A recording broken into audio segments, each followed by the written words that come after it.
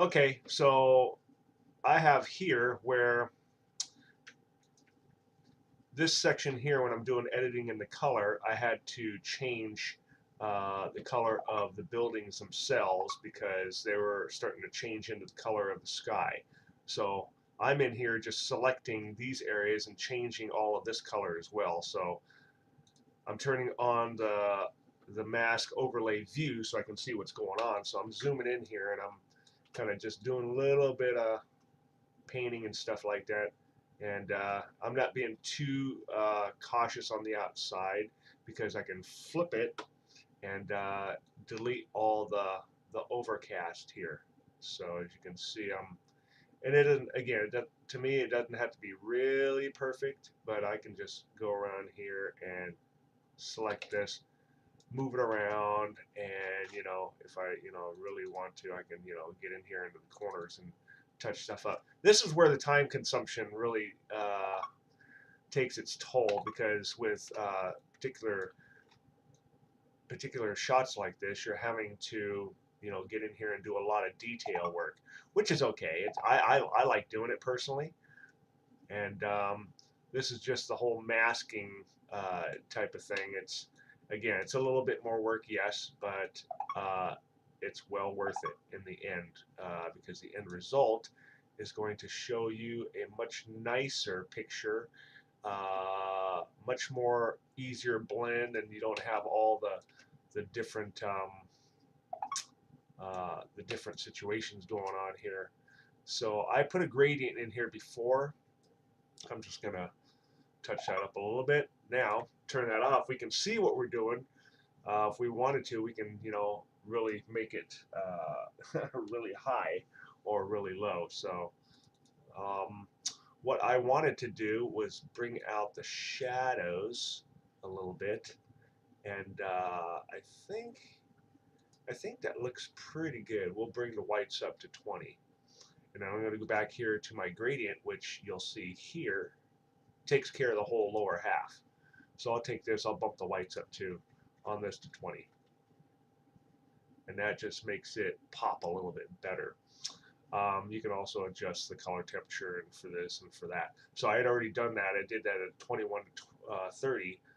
I go back here to my brush, or my brush tool here. I'll select this one. You'll notice that it's the exact same thing.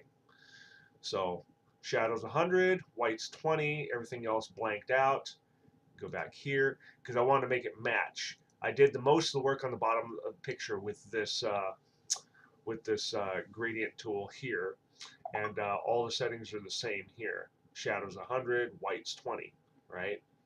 So this is where all the fun really happens, right? Everything's all done there. So now I can adjust, the general picture. I can bump it up a little bit. I can do dehaze. I popped up a little bit. I popped the vibrance up. Everything looks pretty good. I think I'll add oh, actually, I'll fix the picture here. Adjust that. Bring the chromatics. With this, I do 100. I always do the luminance to about 30, depending on how grainy the picture is, and I'll bump the rest up to that. And the masking, to get rid of all this stuff here, I'll take that and bump it up to 40 or 50, whatever looks like it'll clean up, right? So you just find a spot, maybe a nice uh, section here where you can see a little bit of the difference between here. You can mess with the details as well. You pull the mask up, you can really see how it affects the picture, right? So I'll bring that up to 50. Detail, it just makes it a little bit sharper. You can see what it does, maybe. See, watch here on this line and then the lines here. You'll see it'll pop it out. A little bit too much, then it starts getting somewhat grainy. So, yeah, 60 looks good. Okay, and with this picture, I kind of want to put a vignette on it, so I'll do about 30. I always like to feather it out so it's not fully it's not really noticeable as much. It just kind of blends into the picture. I'll adjust the the midpoint, depending on what I want to do here. Sometimes I want to bring the midpoint in really hard. I'll back the mount off a little bit to give it a little bit of a nice tone to it, I guess. Maybe if I did a 10, pull it all the way in. Yeah, that looks pretty good. I like that. So, and there is the final product. When I export, this is all I do here when I export. I've already got my signature all set up. Okay, I've set up my long edge to 2048, a resolution of 300. Now this is for the web. This is for web. When I come up here, I'll export it in web, and then I'll export it also to a full-size picture. So I'll go in here and I'll type in full, uncheck this box. Now it'll export it into a folder called full. I always put it in the same folder as original folders. That way everything's all together. Raw files, the full folder, the web folder, all that stuff is in the same folder that you download all your raw files into.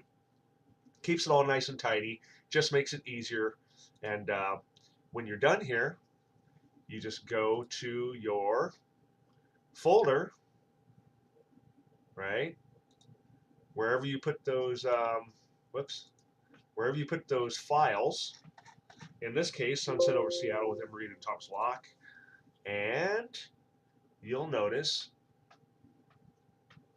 that you've got a web folder, we've got a time-lapse folder, which I'm going to be working on as well, and you got a full folder. So you go to your web folder, and there is your picture. Oops, always use that. There we go. Just did an update on Windows 10. Just wanted to share this with you guys. So here is the final product. Hope you guys enjoyed that little snippet on some of how I do my work. And God bless you guys. We will talk to you again.